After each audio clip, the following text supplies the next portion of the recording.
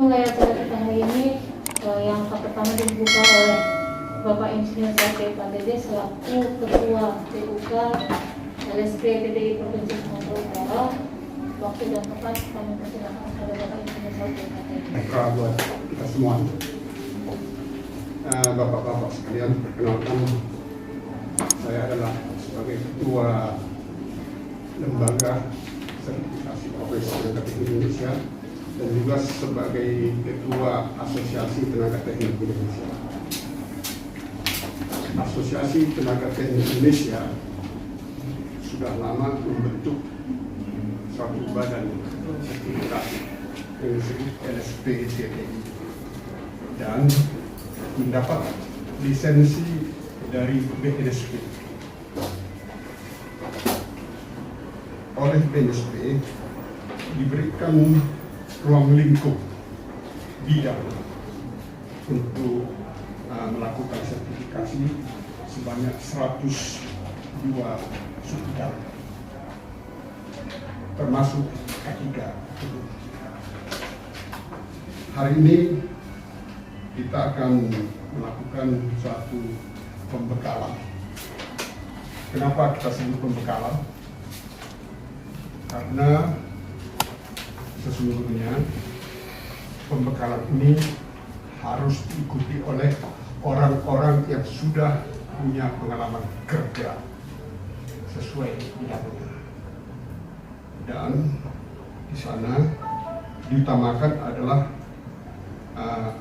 bentuk portofolio. Jadi semua pengalaman-pengalaman nanti kalau boleh semuanya diberikan kepada kita, dan untuk melengkapi itu kita lakukan satu pembekalan.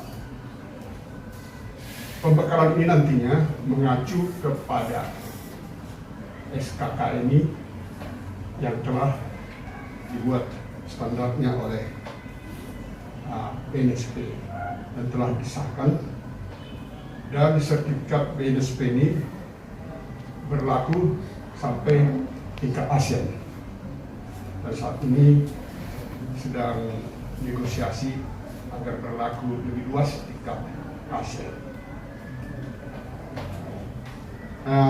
Bapak-bapak sekalian, bahwa keselamatan kesehatan kerja adalah upaya-upaya yang dilakukan oleh perusahaan bersama-sama dengan pekerjanya untuk dapat mengendalikan bahaya dan risiko di tempat bekerja.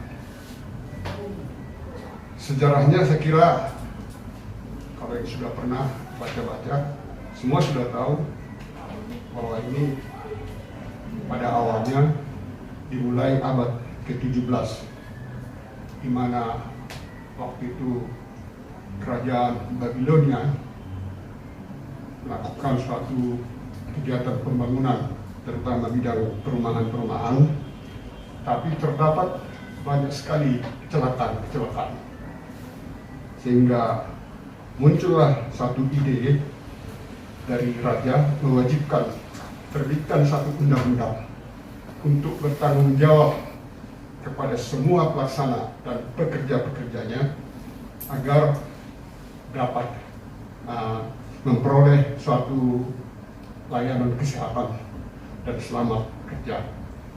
Dan kemudian berkembang sampai ke Yunani, dan pada akhirnya pada abad ke-17 ketika terjadi revolusi industri, maka di sana muncul suatu suatu kondisi di mana tenaga uap dan tenaga listrik memacu perkembangan industri. Tapi hal ini juga menimbulkan semua darurat, sehingga sensitif. Kalau darurat kan tidak sama dengan keadaan normal. Coba dibayangkan kalau darurat, apapun yang kita lakukan responnya harus sangat sensitif. Jadi ini perlu diamalkan ya. Bagaimana nanti peserta semua mencoba membuat suatu simulasi dalam suatu kegiatan K3. Bagaimana kita merancang sistem manajemennya, SMK3-nya. Sehingga semua urutan peristiwa dapat kita liput dan kita evaluasi dan kita bisa memberikan penjelasan dalam setiap kejadian yang terjadi. Saya kira itu sebagai tambahan. Terima kasih. Ada permintaan permohonannya adalah berhubungan dengan yang Bapak sampaikan kepada kami. Yang ketiga itu sesuatu yang direncanakan, dievaluasi. Kalau boleh, kalau bisa kami peroleh apa aja parameter yang ada, apakah 5W 1H-nya, terus apa butir-butir yang dipertanyakan dalam membangun satu SMK 3 di suatu kondisi dan tempat. Memang itu kan ada parameter-parameter yang harus kita penuhi juga supaya terbangun dia suatu SMK 3 yang direncanakan tadi. Kalau boleh satu SMK 3 dari satu tempat dan kondisi, kalau boleh bisa kami miliki. Begitu, Pak. Sebagai contohnya, Bisa kira ada. Saya belum. ya. Tapi sebaiknya kita semua harus baca PP 50 2012. Harus baca. Di situ metode sistem bagaimana merencanakan SMK 3 sudah ada. Semuanya di situ. Ya, jadi ya ini sebagai tambahan. Yang kedua pengumuman saja. Mana tahu nanti ada yang berminat menjadi asesor, ya asesor, karena K3 ini sangat berkembang ya.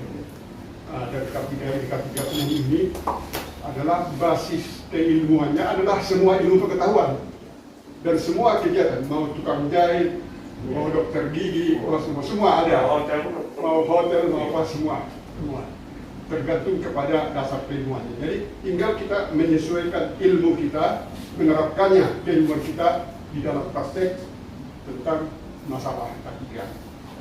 Jadi ke awal bulan depan kita melakukan sertifikasi asesor,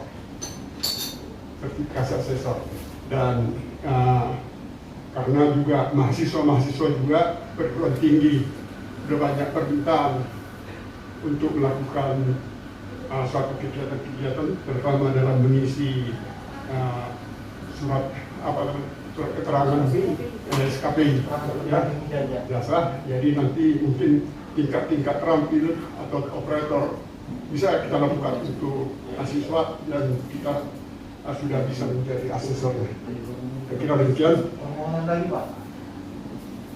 Dengan masih belum fix ini waktunya, mohon disampaikan ke kami, nomor HP kami sudah ada. Saya sendiri sebenarnya sebelumnya sudah berkeinginan untuk ikut yang ini sekarang sebagai basis saya untuk jadi asesor BNSP. Tapi saya asesornya sih asesor di K3 konstruksi, karena saya punya ahli muda konstruksi yang sering sebagai TOT di TPU, tapi yang BNSP belum. Maka saya ingin asesornya di BNSP, cuma mungkin belum fix itu waktunya sama biayanya, Pak ya, gitu. Mohon di-share ke kami. Ya.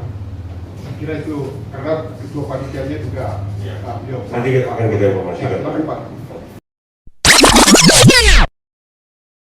Kita biasa nih teman-teman dulu atau apa, udah kontrakan aja 3 orang di situ. Aku sini sebentar aja, kata-kata ini yang bahaya nih. Sebentar aja, nggak lamanya apa. Nanti kalau masang ini payah, nanti ngambil alatnya di situ. Kan kita selalu gitu, ngambil alatnya di situ apa. Udah kotahan aja, inilah 3 orang menahan ini nih, merajuk ini, masuk ini, nah, ya kan? Sama dengan ini, karena malas, karena apa? Karena ini salah lah, tapi pengawasnya juga lebih salah. Kenapa dibiarin, diapain, ya? Nah, kalau saya ngeliat ini salah dengan proyek-proyek di apa lah, di luar negeri apa seperti di India, di apa gitu kan? Yang penting kau kerjakan aja apa segala macam, nggak bahaya, udahlah. nanti ngambil ke sana lagi lama. Nah ini yang benar. Tengok nih, APD-nya, ini tempat apanya kan, ini helmetnya, ini hand gloves-nya, ini baru yang benar. Bekerja dengan apa ini ikatannya kan? Nah ini, nah ini baik nih ya. Isinya produksi welder mask. Tengok nih, maskernya pengelasan dibuatnya gini, nah, ya kan? Nah, ini implementing ini bagus, ini yang bagus ya. Implementing a safety and health program ya. Nah, jadi dia dilatih, kemudian kalau dia mati lampu nggak ada efeknya itu. Tapi kalau spotlight apa? Dia gelap, cahaya dah jadi cahaya. Jadi orang bisa tahu belok ke sana, belok ke sana. Istilahnya mata kucing lah kalau bahasa enaknya kan, seperti mata kucing. Nah, ini kayak ini. Ini nggak usah kita. Nah ini kompetensi K3 bekerja adalah operator atau petugas, teknisi atau analis dan ahli. Nah ini yang terbaru sekarang berdasarkan Undang-Undang Nomor 38 Tahun 2019 itu. Nah ini dia fungsi dasarnya, merancang strategi pengendalian risiko K3 di tempat kerja. Tempat kerja berbeda-beda, alatnya berbeda-beda, hazardnya berbeda-beda, potensi bahaya juga berbeda-beda. APD juga berbeda-beda karena dia mengikut itu. Ini dia 13 daftar kompetensi, ini satu ya. Merancang strategi pengendalian risiko K3 di tempat kerja, merancang sistem tanggap darurat, melakukan komunikasi K3, mengawasi pelaksanaan izin kerja, melakukan pengukuran faktor bahaya di tempat kerja, mengelola pertolongan pertama pada kecelakaan kerja, P3 di pekerja. Satu lagi, kalau kita bekerja di tempat baru, walaupun kita senior tapi tempat baru yang belum kita lakukan, kita harus tanya dulu sama senior. Karena saya pernah kena itu, berhirup amonia hampir. Nah, jadi kita harus juga bertanya dulu. Jangan aku senior apa, enggak, tempat lain beda-beda. Beda area kerja, beda bahaya. Beda bahaya, beda risiko. Mengelola tindakan tanggap darurat, mengelola alat pelindung diri APD di tempat kerja, menerapkan program pelayanan kesehatan kerja, mengelola sistem dokumentasi K3, menerapkan manajemen risiko K3, mengevaluasi, nah ini tugas ahli kan, mengevaluasi pemenuhan persyaratan dan prosedur K3, jadi evaluasi, melakukan investigasi kecelakaan kerja. Nah, kalau ini udah macam take up lah kan, periksa ya kan, ditengok apa segala macam, sama dengan mahasiswa saya itu, aduh, sampai setengah badan orang hilang, keluar darah, campur daging, kalau nengok itu daging-daging sikit. Nah itu nanti ada yang menginvestigasi kan, masuklah di luar perusahaan itu polisi kan, polisi bekerja sama nanti sama orang ahli K3. Tanya ya, pasti bertanya sama dulu, ada sertifikatnya? Dia masih nanya itu. Kalau enggak, atas dasar apa? Ahli apa dia ditanya, enggak ada sertifikat. Jadi sekarang, kalau saya seluruh sama masyarakat, kau bilang kau ahli main patok lele pun harus ada sertifikatnya. Bahwasanya Junaidi ahli patok lele, sampai kayak gitu. Saya sebetulnya sedih Pak. Di Brunei loh, ratusan kontraktor hampir ribuan. Orang Bangladesh, orang India, orang Cina, saking militannya cari kerja di tempat lain untuk kesejahteraan hidupnya, jual rumah di negerinya, jual tanah, kemudian untuk urus sertifikat dan berangkat ke sana. Ada yang selamat, ada yang tertipu, ada yang apa. Jumpa saya tuh di pesawat itu apa. Begitu militannya. Orang Filipina, orang apa, orang Indonesia sikit. Iya. Kenapa kita nggak urus sertifikat finish? Perang di sana, perang kita di sana. Kenapa itu nggak kita anukan jiran kita? Kenapa yang dari India sampai dari Cina datang? Oke lah, kalau mau makan kue lah sama-sama. Tapi kenapa kue itu dekat kita orang yang makan? Kalau saya sama mahasiswa saya, tapi kalau lembek macam kau, aku tuh nggak mau bawa. Saya bilang, karena dia harus milih, selain dia punya sertifikat, dia kan nanti benar-benar telepon nangis atau apa, atau nggak tahan atau apa, karena di sana sunyi. Jadi kalau otak kita, aku mau cari duit, itu aja ditekankan dulu misalnya. Ada sertifikat dan aku bisa ke sana. Pak, waktu lewat di sana Pak Dion, aduh, Mana orang Indonesia? Oh gini-gini kan orang Indonesia, banyak orang Brunei, kan sama. Banyak orang Malaysia. Nah jadi kenapa peluang ini nggak kita ambil? Karena saya ngeliat itu, aduh, kenapa lebih berani orang jauh sana? Dia kan jauh dari Brunei itu, tapi berani dia. Kalau Filipina sebelah lah kan. Nah, itu kalau udah ada yang aneh-aneh itu Filipina lah. Ibaratnya kalau kita premannya di sini, nah, kalau di sana Filipina lah premannya itu. Nah, jadi mengenai sistem komunikasi kerja terhadap manajemen ketiga, saya kalau ada anggota saya mau, aku bawa ke sana. Ini bentar lagi ini kan orang tuh mulai refresh bulan April, mau main lagi. Udah cuman swab masuk. Pokoknya kalau mentalnya kuat, ada sertifikat, main sana. Kerjaan banyak, kontraktor satu perusahaan aja sampai 100 lebih, 100 kontraktor. Kita satu dari Malaysia kan.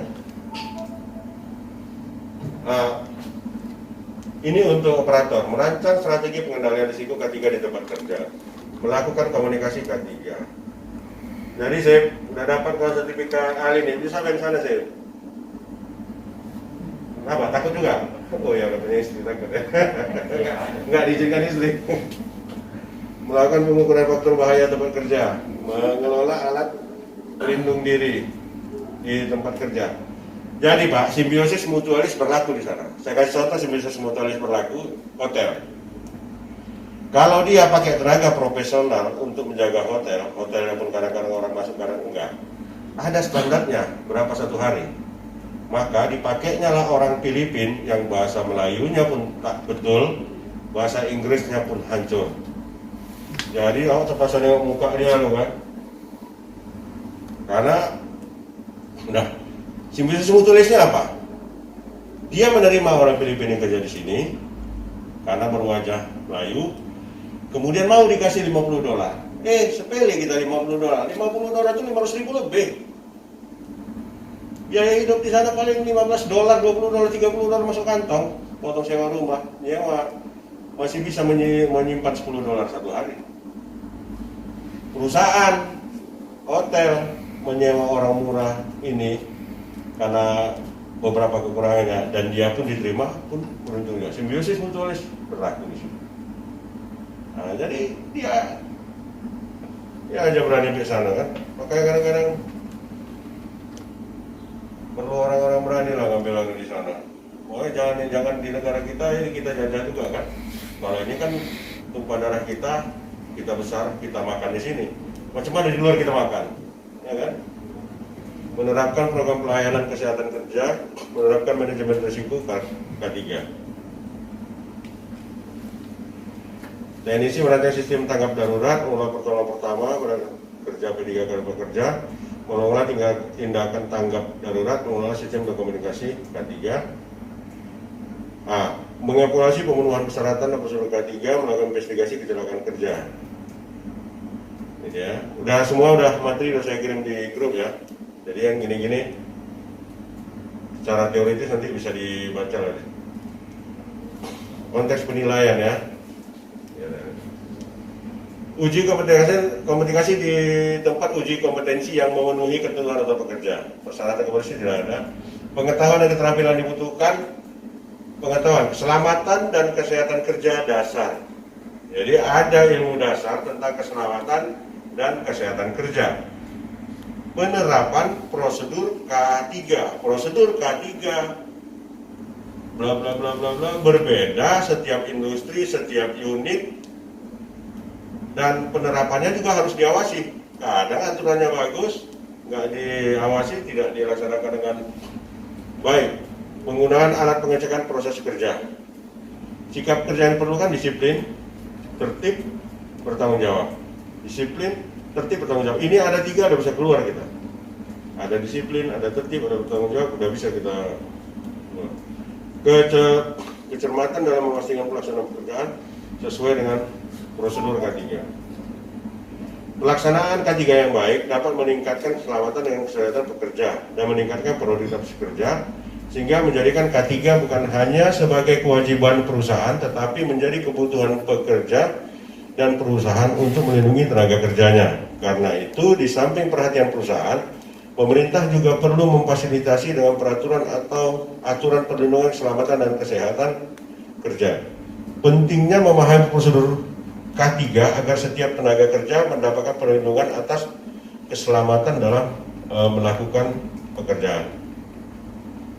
Nah, ini prosedur K3, tahap atau proses suatu kegiatan. Jadi ada tahap, ada proses suatu kegiatan untuk menyelesaikan aktivitas atau metode cara langkah demi langkah secara pasti dalam pekerjaan dengan memperhatikan keselamatan dan keamanan atau K3. Sama dengan APD ini kan, APD di laut lain, APD. Nah ini APD-nya. Nah ini APD di mana berbeda-beda dia. Safety issue saja. Kalau untuk di workshop itu ada besinya macam tentara kan Pak. Kalau kimia nggak perlu, yang penting jangan licin. Kemudian kimia itu jangan masuk ke dalam sepatu. Pak, saya seminggu sebelum saya masuk di ASEAN kerja Pak, ada orang kena kimia berbahaya di sana tinggal separuh, bocor jadi kimia ini kan di atas Pak, pump dialirkan. Jadi ada miss lah di waktu pertama kali pabrik itu dibangun. Setiap itu kan ada perencanaan lifetime-nya, ada waktunya. Rupanya itu miss, korosi, bocor. Jadi itu kimia itu sangat berbahaya Pak. Kalau kena sini tetes, tembus itu. Jadi udah sempat dia tersiram separuh. Jadi separuh badannya itu dilantik, dibuka, yang mau ke laut itu kan tempat pembuangannya itu. Siram aja lah. Suara apa semua masuk ke laut. Nah, yang dikubur yang separuh. Itu pengalaman saya di Aceh itu, di ASEAN itu. Di investigasi, rupanya memang tidak semua sesuai perencanaan Pak material itu. Memprediksi bisa. Apalagi material kalau steel yang punya pabrik itu, dia lebih Pak ya. Dia lebih disiplin lagi dari lifetime-nya itu dibandingkan kalau komposit. Komposit ini kan kita buat. Penelitian pengapa itu kan agak kurang dibandingkan punya pabrik. Punya pabrik aja mau kayak gitu. Bocor, kena ke dia lagi jalan. Habis separuh. Nah, ya Pak? Lele Pak. Macam film-film itu. Ya? Asam ya? Tidak. Dia kimia campur asam itu. Bocor, acid itu. Acid. Jadi, saya tanya, kemana dia bukan areanya?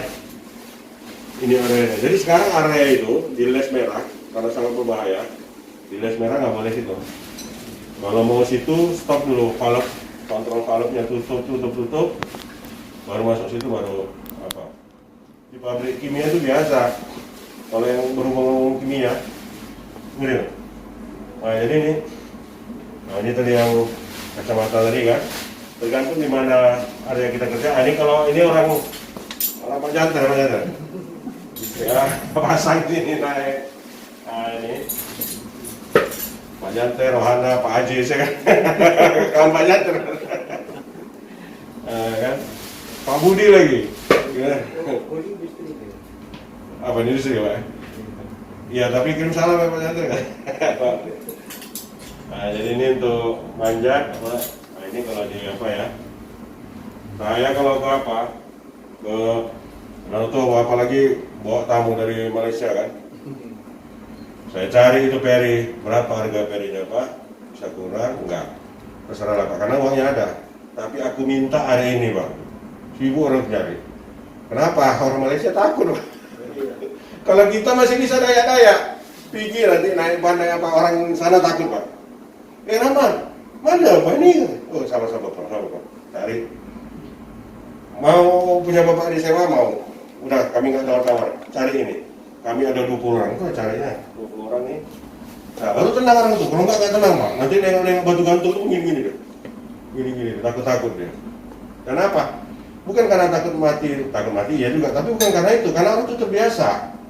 Terbiasa orang tuh kalau pakai helm, kalau apa kayak gini pakai ini. Nah, jadi memang seperti itu.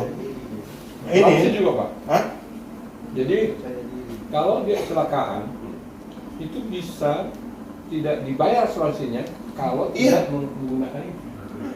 Ada tamu saya dari Jerman, Tapi jadi bohong juga ini. Dia naik di belakang, bawa sama supir ke Parapat. Ya.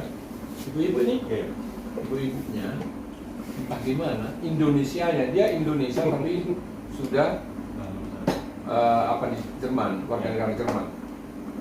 Ya, itu lain kan, nggak pakai sipil. Terperosok mobil ini itu aja ke gunung itu kan, sebelah kiri. Toba sana. Iya, bro. Dia tahan tangannya ke situ, ke tempat duduk. Apa sih? Udah, apa katanya? Regel saya masukkan, balik geografi sama menurun, ke menurun. Udah, pasihan, jangan bikin di dokumen bahwa saya tidak pakai SIM. Nanti asuransi saya tidak dibayar. Iya. Itu mobilnya nggak ada pula itu. Ya? Seatbeltnya nggak ada pula itu. Kadang-kadang nggak dipakai. Ada, tapi dia dipakai. Kalau jangan dikerahkan itu semua. Iya, begitu. Jadi efek dari apa yang kita kerjakan, udah semua itu udah diasuransikan. Itu makanya saya tanya sama abang saya, itu macam mana yang 2 orang penumpang Sriwijaya itu? Kalau tahun baru jadi lain ya, wah itu Lain, lain. Jadi kita di dalam itu di Jakarta kan, pertama Jakarta tuh ditawarin tuh Pak, mau berangkat duluan dari tiket, tapi nggak bawa bagasi ya, mau. Nanti nomor kita, tiket kita kan sama dia. Iya. Iya. Tapi mobil depan aman rasanya. Mati itu nggak apa-apa deh. Iya, bahaya Pak. Ini Pengalaman, Pak, juga. ini hand glove bukan untuk welding ya. Ini hand glove bisa. Kalau workshop ringan boleh, workshop ringan nggak pakai pukul-pukul, boleh. Tapi kalau seberang nggak bisa nih. Kalau pakai ala Indonesia bisa-bisa aja semua, tapi nggak profesor. Orang Indonesia nongkrong itu pakai tang. Pakai Boleh. boleh. Bukan boleh. Bisa. Bisa. Apa-apa ya bisa, nanti gunting SIM pakai gunting kain ya. Bisa aja, yang penting ya pakai gunting itu lah, guntingnya rusak, bernya tinggi. Nah, jadi sekarang orang itu udah mau membuat material, kalau digunting nggak ada ber lagi. Ber itu yang sisi-sisi itu.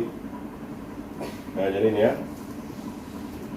Pengusaha atau perusahaan melakukan prosedur bekerja dengan aman dan tertib, menetapkan standar K3, menetapkan tata tertib yang harus dipatuhi, menetapkan peraturan-peraturan, mensosialisasikan peraturan dan perundang-undangan K3 kepada seluruh tenaga kerja, memonitor pelaksanaannya. Kadang ini bagus, ini nggak ada, usaha, jadi nggak berjalan dengan baik. Prosedur keselamatan dan kesehatan kerja. Terpak yang slide sebelumnya, pengusaha gitu ya, atau perusahaan.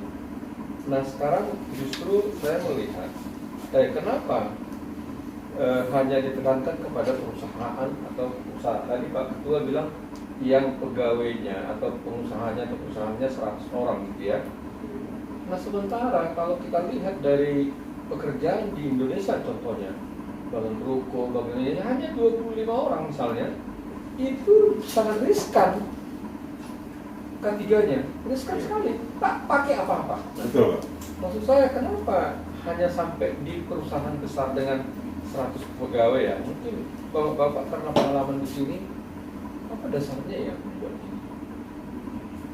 Kalau itu kita bisa diterapkan itu semuanya, saya yakin itu kerja kita banyak. Sebaiknya semuanya Pak. Jadi 3 minggu lalu saya pernah menengok di gedung di Kota Medan ini, nggak usah saya bilang Pak. Dia di lantai 5, ngecek di lantai 5, gini Pak. Ya pas. Jadi saya pikir, aduh, kok nggak sayang sama dia punya diri, mungkin dia punya istri, dia punya anak, Betul. kemana? Aduh, apa nggak ada kerjaan lain sampai kayak gitu? Atau paling enggak gini lah, ikat lah pakai tali nilon itu, paling nggak jatuh lah, masih bisa gini-gini lah. Ini gini-gini aduh. Nah kalau kayak gitu siapa yang ngaruh? Udahlah kalau dia bilang misalnya apa, udahlah kau bikin pening kepalaku, kau masih banyak yang mau kerja gitu kan, nggak dapat kerja dia. Nah, jadi memang seperti itu. Kalau nggak ada yang mau untuk melakukan itu dengan persyaratan itu. Nah ini, Nggak ada dapat. Ini ada pertanyaan Pak. ya. Dulu waktu lagi getol-getolnya gitu ya untuk K3, setiap kita mau pakai ruangan aja hotel begini, Iya. mereka tuh datang untuk safety induction. Ya, betul. Iya. Saya pernah ngerasa juga, betul Pak. Betul Pak. Kelihatannya akhir-akhir ini orang nggak ada lagi gitu. Betul, betul Pak. Sama juga ini waktu Terus awal-awal. peran siapa itu Pak? Gitu kan. Kira-kira peran Ini siapa? ya? perusahaannya gimana ini sama perusahaan? Nah, itu maksud saya supaya hidup lagi K3 ini. Ya kalau di sini yang bilang itu orang hotel, tapi yang membinanya ya pemerintah lah. Ya, siapa? Itu sebenarnya kalau di undang-undangnya disebutkan pengawasan itu semuanya berada di Depnaker. Jadi fungsi pengawasan yang tidak berjalan sama sekali. Dan pengawasan itu bisa diamplopin, itu aja masalah. Sehingga semua orang tidak berjalan, tidak melakukannya sesuai dengan aturan yang sudah baku. Dan aturan itu sebenarnya ada dendanya, ada hukumannya. Bahkan hukuman badan ada. Tapi kenapa tidak berjalan? Sama-sama lah kita menjawabnya itu. Jadi gini kan, Diplomat. setiap perusahaan itu pasti diawasi oleh Depnaker. Kita nggak usah cerita bencana bertekanan tinggi di perusahaan itu. Pernah terjadi 10-15 tahun yang lalu meledak yang di Marendal itu Pak, pabrik lampu pijar itu. Orangnya segenggam-genggam itu tinggal. Tentu itu kan sudah diperiksa. Depnaker datang. Itu menyesuaikan dengan apa kata ketua tadi. Orang Depnaker datang, orang Depnaker memeriksa dan lain sebagainya. Tetapi ternyata juga seperti itu. Kompresor aja, kalau tidak dipakai mekanisme sistem pembuangan tekanan anginnya itu bakal meletup itu. Ban aja meletup, ban truk itu meletup, bisa menerbangkan 2-3 orang sampai ke lantai 2. Ban, kalau kompresor dia lebih masif, lebih menghancurkan, pecah-pecah kita dibuatnya. Apalagi pabrik. Nah, kenapa tidak ada pemeriksaan apa segala macam sehingga terjadi seperti itu? Nah, kalau orang lama di Medan ini juga pernah mendengar 30 tahun yang lalu yang di Amplas yang mengelas tangki, nah, ya, tangki berisi minyak kalau mau dielas ada prosedurnya. Jadi dilanggarnya, apakah masih bersisa di situ fuel, apakah ditutupnya tempat tangki itu. Di waktu meledak itu macam bom. Rumah saya di situ, rumah orang tua di Garut 7 dekat ALS, rumah orang tua. Di rumah kami pikir gempa. Ternyata 10 orang di tempat terpotong-potong tangki terpotong kecil-kecil lagi. Ada yang dagingnya nyangkut di pohon. Dulu kan ada pohon tuh Pak. Orang lama kan tahu kalau di situ ada pohon besar tuh. Nyangkut di situ di pohon-pohon itu. Nah, jadi kalau yang tangki itu prosedur K3-nya tidak disesuaikan dengan prosedur melaksanakan pengelasan di bejana berminyak itu. Tapi kalau di situ kenapa terjadi peledakan sampai kayak gitu? Sementara orang Depnaker, nah itulah kita pikirkan kata ketua. Ya.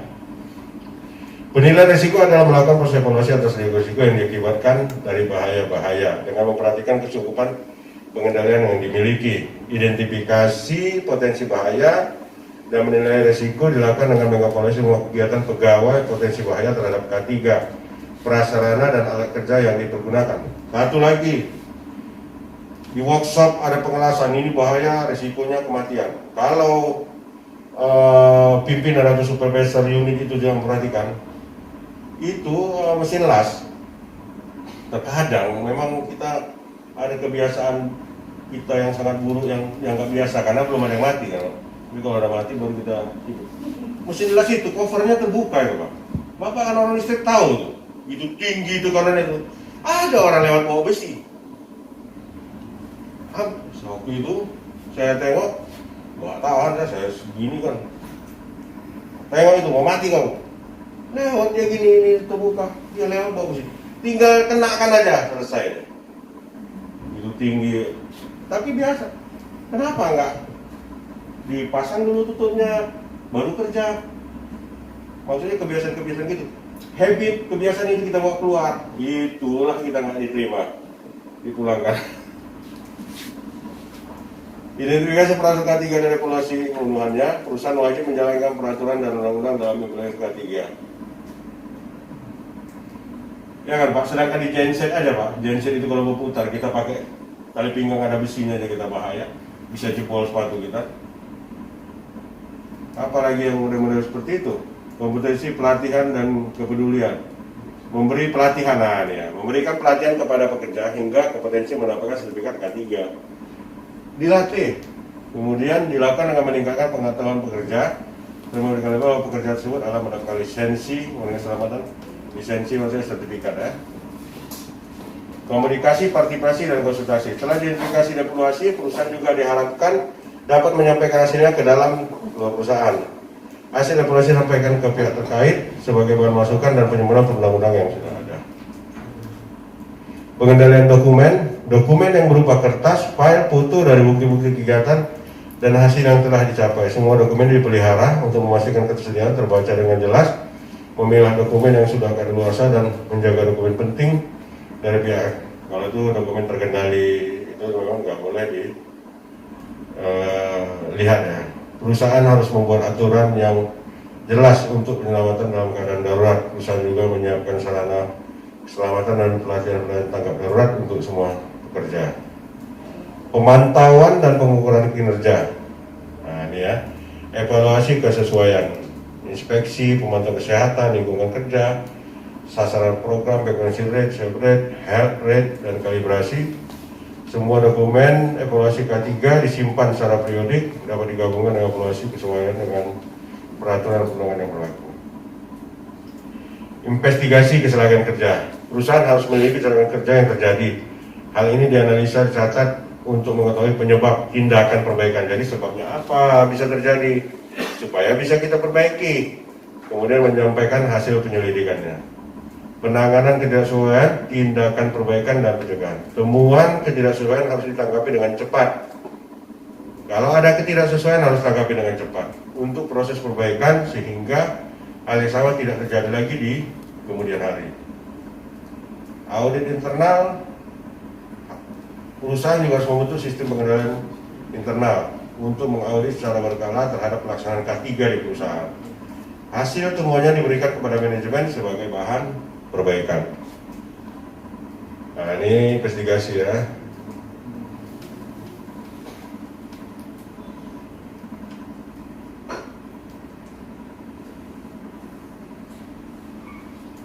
Nah nih di sini nih ya, ini yang pencarian penyebab dan sub penyebab kecelakaan dilakukan dengan metode 5W dan 1H. Ya. Unit ini berlaku untuk melakukan investigasi kecelakaan kerja dan penyakit akibat kerja. 5W dan 1H adalah what, apa, when, kapan, where, di mana, who, siapa, why, mengapa, how, bagaimana. Ya. Jadi pertanyaan seputar ini ya. Di dokumentasi adalah kegiatan untuk mengumpulkan bukti berupa catatan, gambar, dan rekaman.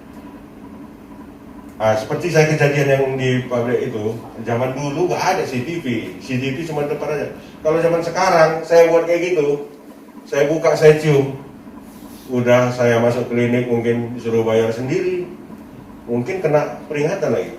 Karena sekarang di Anono banyak CCTV, kalau dulu nggak banyak ya. Personil yang terkait seperti korban, saksi, dan penanggung jawab lokasi kejadian. Pihak yang terkait adalah pihak internal dan eksternal. Insiden adalah kejadian yang berkaitan dengan pekerjaan di mana cedera, penyakit akibat kerja, ataupun kefatalan kematian dapat terjadi. Kecelakaan kerja adalah insiden yang menimbulkan cedera, penyakit akibat kerja, ataupun kefatalan. Non-miss adalah insiden yang tidak menimbulkan cedera, penyakit akibat kerja, ataupun kefatalan atau kematian. Itu seperti yang itu kan, potong jari, nggak mati kan. Peralatan dan perlengkapan, alat tulis kantor, daftar periksa investigasi, alat perekam gambar, alat pengelola data. Ini macam polisinya di dalam ya kan? Pak, mohon maaf. Ya. Berarti kita dalam konteks kalau kita sebagai asesor atau ahli K3 itu berarti juga kita melakukan investigasi Di dalam. gitu ya? Ya. Di dalam, di luar lingkup kita. Nanti kan perusahaan kan menunjuk. siapa yang apa itu kan.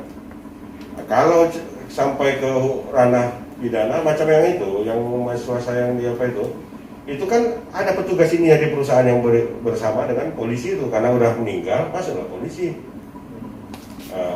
Polisi dari mana bisa menentukan siapa yang bertanggung jawab sehingga menjadi tersangka dan sebagainya, berdasarkan keterangan dari pakar K3 dan yang menjabat di perusahaan itu, siapa yang menangani itu, yang memberikan prosedur, memeriksa prosedur.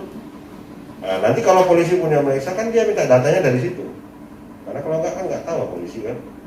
Nah, jadi dia minta data dari situ apa segala macam, baru dia tanya. Nah, dan peraturan undang-undang yang terkait K3 dan prosedur yang terkait K3 di unitnya pasti ada salah. Kenapa? Sampai nggak tahu ada orang di dalam mesin skru, kau hidupkan mesin, kan gitu kan? Siapa yang memerintahkan? Supervisor. Sudah Bapak perintahkan? Sudah. Wewenang Bapak, prosedur Bapak apa? Periksa, nggak ada salah. Baru periksa ke bawahnya. Ternyata yang bawahnya salah. Makanya yang tersangka yang masuk dia. Kawan ini cuma dipecat aja karena moral lah atau tanggung jawab atau apa kan. Dua-dua dipecat, tapi dia pulang. Ini masuk. Pak, ini sedikit tentang Ya. K3. Di dalam satu perusahaan, apakah itu industri atau konstruksi, itu selalu kan ada manajer K3. Ya. Misalkan tanggung jawab sebagai seorang manajer K3 itu sebenarnya dia harus mendapat persetujuan dari manajer K3 dulu, baru sesuatu yang ada di usaha itu bisa dikerjakan setelah dapat persetujuan dia gitu. Itu kalau yang besar. Kalau yang sudah daily, dia ada ikut prosedur aja. Nah, sekarang K3 pun kan udah di K3 itu kalau di industri namanya safety kan. Safety itu pun sudah dipecah lah deh dengan risk engineer. Kalau dulu kan safety engineer. Risk engineer ini di bawah safety engineer. Jadi risiko-risiko yang menanggung ini. Induknya siapa? Safety. Safety itu kalau kita K3 lah. Kalau yang besar-besar memang iya. Tapi kalau yang udah biasa daily, dia ikut prosedur aja. Ikut mekanisme seperti biasa gitulah. Kecuali yang sesuatu yang tak biasa atau yang besar itu baru ke manajer. Nah, artinya kalau misalnya ada kasus kecelakaan terjadi, Ya. setelah sign sama manajernya K3 ini dilakukan pekerjaan itu, tanggung jawabnya di manajer K3 atau yang melakukan yang kesalahan? Yang melakukan prosedurnya dilakukannya semua enggak? Makanya diperiksa. Nah, makanya sekarang faktor banyaknya bukti CCTV di industri-industri itu juga mendukung juga untuk itu. Kalau dulu kan nggak kalau di depan apa. Kemudian semua kan sama-sama kita ketahui kalau bawa bulldozer, bawa traktor, bawa apa kan prosedurnya ada 1, 2, 3. Nanti kalau ada orang sebelah sini harus begini dulu. Sama juga dengan kalau forklift di perbelanjaan itu kan. Kadang-kadang kalau dia harus lewat kan kita disuruh pergi dulu. Kalau misalnya kita yang harus apa, maka dia akan jalan dulu atau dia diam dulu. Jadi prosedurnya harus diikuti. Nanti mengikut pada prosedur itu. Prosedur tergantung kepada area kerja, industri berbeda-beda. Tapi dia yang ikut prosedur hasil meeting itu lah. SOP prosedur itu yang harus diikuti. Kasusnya ada pernah, kalau nggak salah saya, sampai ke pengadilan. Setelah instalasi listrik sudah selesai semua, kemudian manajer K3-nya juga, ini di bangunan gedung sebenarnya, manajer K3-nya juga sudah sign semua. Ternyata pada suatu ketika ada orang yang anak-anak yang meninggal karena stop kontak yang dipasang memang tidak sesuai dengan, kalau stop kontak ini kan harus ada standarnya itu. Kalau di bawah di sini itu seperti itu dia gitu, karena ada standarnya. Jadi ada anak-anak yang meninggal karena stop kontak itu. Lalu setelah dicek, masuk ke pengadilan, dituntut sama orang yang punya anak. Kemudian di pengadilan ditelusuri gitu. Nah, kemudian dia ambil gambar. Ternyata stop kontak itu tak ada. Sebenarnya kalau digambar desain awalnya. Nah, ditunjukkan itu yang memang menyelamatkan dia gitu. Itu yang menyelamatkan yang punya bangunan itu. Itu nggak ada dulunya gitu. Nggak ada kan? Nggak ada. Tiba-tiba kenapa ada gitu? Oh, itulah blueprintnya, Iya, blueprintnya desainnya. sebenarnya tak ada. Nah, yang Ya, ngerjakan itu nggak ini betul. jadi selamat. Artinya Ya. yang kontraktor yang mengerjakan apa ini jadi terselamatkan karena itu dulu tak Iya, ada. sesuai sama desainnya itu. Iya. Itu satu Pak, sesuai sama desain. Kemudian karena manajemen untuk itu memang tergantung ke perusahaan juga. Nah, satu lagi modelnya kayak gini Pak. Kan pernah terjadi di daerah Pondok Indah ada orang kaya bertamu ke tempat orang kaya di sana, naik mobil Fortuner. Tiba-tiba ada anak kecil keluar dari rumahnya, entah bisa lolos entah kenapa, ke jalan. Kemudian, nah ini filosofinya kita ambil kan. Kemudian terlanggar dia pun mana lah tahu dia karena tinggi Fortuner itu ada anak sekecil itu melanggar angka sehingga terlanggar matilah anak itu. Dituntutlah. Kemudian dia bertamu lagi. Logikanya saya kalau tahu melanggar dan saya tahu itu tindak kejahatan apa segala macam, pasti saya sudah lari, nggak ada yang tahu kan. Tapi saya bertamu ke tempat kawan saya. Artinya saya nggak tahu, itulah alasannya sama polisi. Tapi yang punya anak tetap berkeras menuntut. Terakhir dituntut balik. Oke, kau tuntut aku dari sini, dari masalah itu, ku tuntut kau kenapa melepaskan anak seumur itu di tempat pengawasan. Kita teruskan masuk dua-dua, redame. Jadi kira-kira hal seperti itu juga mungkin saya lakukan kan. Itu kalau diteruskan dua-dua masuk, walaupun tanpa sengaja mau menghilangkan nyawa orang. Tapi kenapa dia melepaskan kontrol sama anak kecil itu sehingga bisa ke jalan? Terakhir ujungnya apa? Damai. Jadi kira-kira gitu.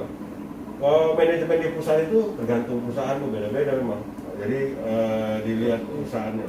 Pak Rahmat, sejauh mana peran tanggung jawab dari seorang ahli K3 di dalam menangani setiap adanya kecelakaan itu? Sejauh mana? Ahli itu melekat di perusahaan itu kan gitu kan? Iya. Jadi sejauh mana dia gitu? Sejauh mana? Jauh tentang yang diberikan Pak dengan peraturan ketenagakerjaan yang berlaku. Wewenang dia sampai mana yang diberikan perusahaan. Makanya perusahaan ini kan ada di kuncinya dari itu. Tergantung perusahaan sampai mana. Jadi bisa aja perusahaan bapak sama perusahaan bapak ini juga berbeda. Tetapi tetap tidak melanggar aturan-aturan yang lebih luas lagi untuk itu. Jadi sejauh wewenang yang diberikan. Kadang-kadang di perusahaan ini seperti ini dia bisa menentukan sampai 80%, kadang di perusahaan lain tidak seperti itu. Tergantung memang itu. Makanya kan setiap ada eksiden atau kejadian, pemeriksaan itu sampai ke sistem manajemen itu. Sistem manajemen kepada itu. Macam ini, ada perusahaan tidak memakai manajer K3, ada yang memakai manajer K3. K3 itu di sum aja dibuatnya, di supervisor kah atau di apa kan. Ada yang udah pakai manajer K3, ada lagi manajer risk, manajer resiko. Biasanya makin perusahaan itu makin besar makin jelimet dia, banyak kali. Manajemen resiko, manajemen apa? Karena apa? Waktu saya berurusan di sana tuh, kan mengenai gini aja, mengenai safety and health aja, pemanggilannya itu nggak satu. Ada OSHA, ada OSHA, OSHA, ada OSH. Di perusahaan Inggris ada lagi pemanggilan lain. Udah. Seharusnya kan kita berurusan sama dia. Waktu saya berurusan di sana tuh, enggak, ke risk management katanya. Risk management itu di bawah safety. Namanya OSHA dan lain-lain, tapi dipanggil di sana safety. Safety ini Pak, kalau tentara macam PM Pak, saya pernah diusir Pak. Jadi kalau orang industri itu, di mobilnya tuh Pak, ini lengkap ini Pak. Ini, karena nggak ada satu aja, walaupun pangkatnya lebih rendah, dia bisa musuh kita. Dia bisa nyuruh pulang kita. Ambil Pak. Maksud saya begini, dengan beliau, mohon maaf sama kawan-kawan ini diskusinya jadi apply banget ya. Contoh, kalau di hukum, ya kan, misalnya yang saya tahu lah, pertanahan, ya, saya selalu dekat dengan pertanahan karena istri orang hukum di pertanahan, ahli hukum pertanahan, ya, gitulah. Kalau ada masalah di Sumatera Utara, biasanya dia dipanggil sebagai saksi ahli. Ya. Nah, dipanggil oleh polisi atau misalnya. Perannya apa? Perannya adalah undang-undang, menjelaskan yang ada di undang-undang, peraturan sampai ke jumlahnya. Jadi kalau nggak sesuai dengan ini, itu polisi atau penyidik sudah tahu ini memang pelaksanaan proyek ini salah, karena tidak sesuai dengan undang-undang. Gitu. Itu dasar dia. Nah, kalau kita gimana? Ya gitu juga Pak. Apa dasar kita untuk misalnya kita dipanggil dalam konteks kecelakaan gitu ya, kecelakaan di industri atau perusahaan. Nah, sementara kita tidak bagian dari perusahaan itu, kemungkinan nggak dipanggil kita menjadi saksi ahli sih? Biasanya Pak, kalau ditanya Sebagai peran kita punya sertifikat ahli gitu. mungkin aja Pak, tapi biasanya kalau untuk internal dia akan panggil orang internal. Ada yang nggak dilanggar nggak dari undang-undang pemerintah ini, kemudian dari prosedur yang di dalam. Tapi itu biasanya gini Pak, kalau dari engineering contoh, tiba-tiba pesawat ini jatuh, jatuh. Nah, kalau dia engineering maka ditanyanya pendapat kenapa pesawat ini jatuh kepada pakar mesin pesawat yang bersertifikat untuk menjelaskan itu. Biasanya kalau hal-hal seperti itu ya di luar. Tapi itu hak polisi juga. Polisi mau manggil yang di dalam yang di luar, dirasa penting sama polisi itu. Polisi juga. Mungkin kalau di pengadilan yang saya tahu ada kawan saya dari Samosir itu kan saksi ahli dia sering di pengadilan tentang bangunan gitu. Mereka itu sebenarnya ada seleksinya untuk jadi saksi ahli di sana. Atau ada timnya Pak? Iya. Hanya yang saya tahu nggak ada saksi ahli yang lain, biasanya karena kebutuhan pengadilan itu di bagian bangunan dan gedung itu aja yang banyak di sana saksi ahli. Kalau yang K3 kayaknya kalau kita tengok itu belum muncul gitu. Belum seharusnya harus ada sebenarnya. Seharusnya iyalah kalau terhadap efek itu macam yang meledak ini terjadi itu seharusnya ya. Jadi saksi ahli bangunan gedung itu kalau di pengadilan kita lihat ada itu nama. Sering Pak ya? Saksi ahli itu. Saksi ahli K3 nggak ada ya? Waktu Perlu itu disosialisasikan ke pengadilan dan biar ada dia. Betul juga Pak. Jadi kita lanjut dulu Pak ya. Iya, Pak. Jadi Peraturan Menteri Tenaga Kerja PL03/98 tata cara pelaporan dan pemeriksaan kecelakaan kerja. Nah, armada standar tidak ada ya. Standar itu ISO 45001 ya. 2018 tentang sistem manajemen keselamatan dan kesehatan kerja. Ini 45001 2018 tentang sistem manajemen keselamatan dan kesehatan kerja. Konteks penilaian uji memenuhi.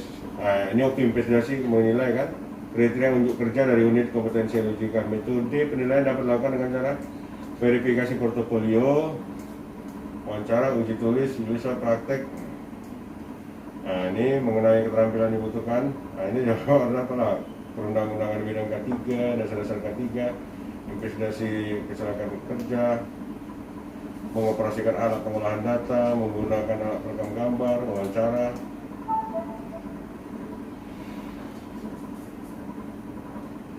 Sikap kerja, disiplin, teliti, bertanggung jawab, aspek kritis, kecermatan dalam meningkatkan tingkat keparahan dan keseringan, kecermatan dalam melakukan pencarian penyebab dan sub penyebab kecelakaan dengan metode 5W1H.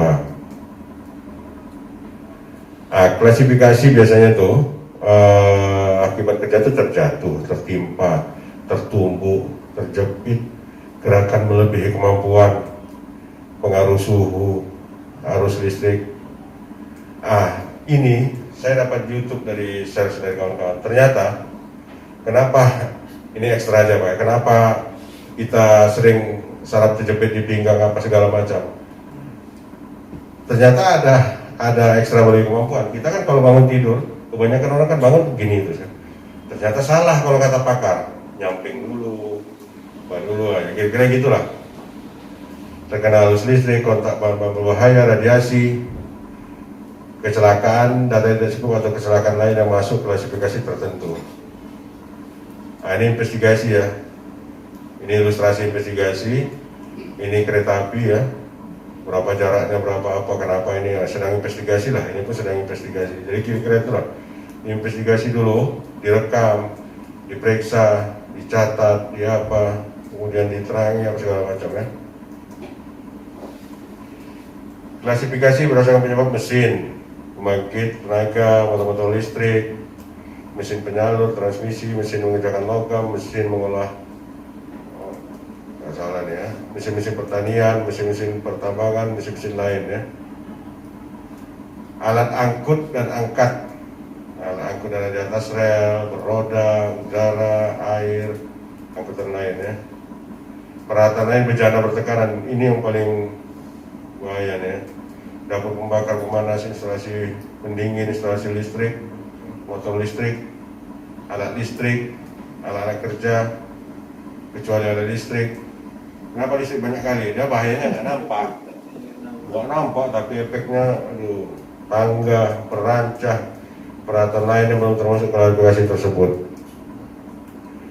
Bahan radiasi, peledak, debu, gas, zat, makanya ada yang macam nuklir itu, yang ada yang pakai mulut ini ada 1, ada 2, ada 3. Di dalamnya itu ada obat.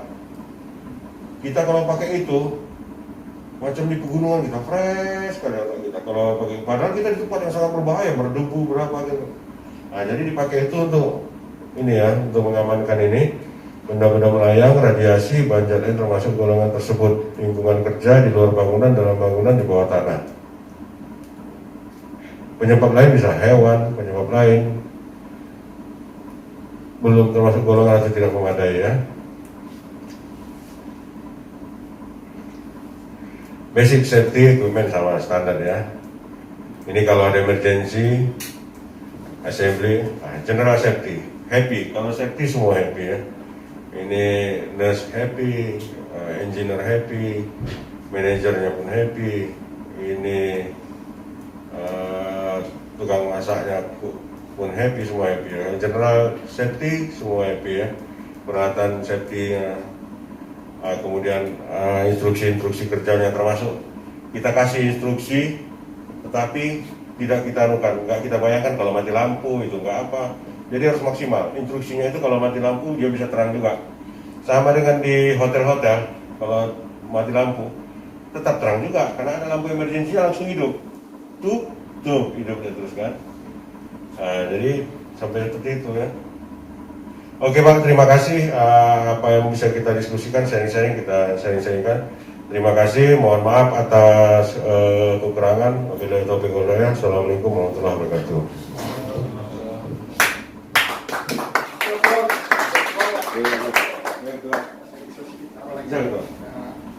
Menanggapi pertanyaan tadi, izinnya. Ya.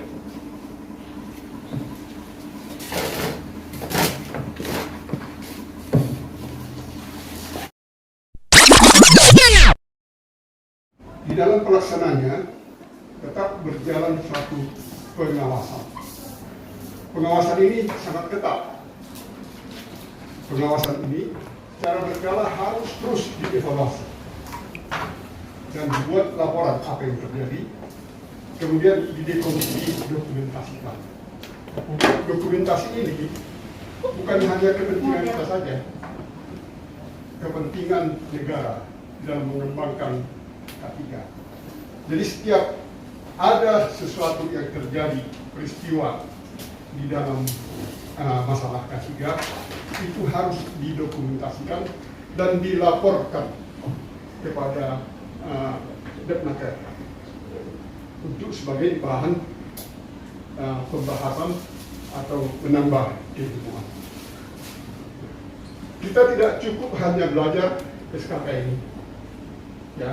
Tapi kita harus mempelajari juga SMK3, Sistem Manajemen K3.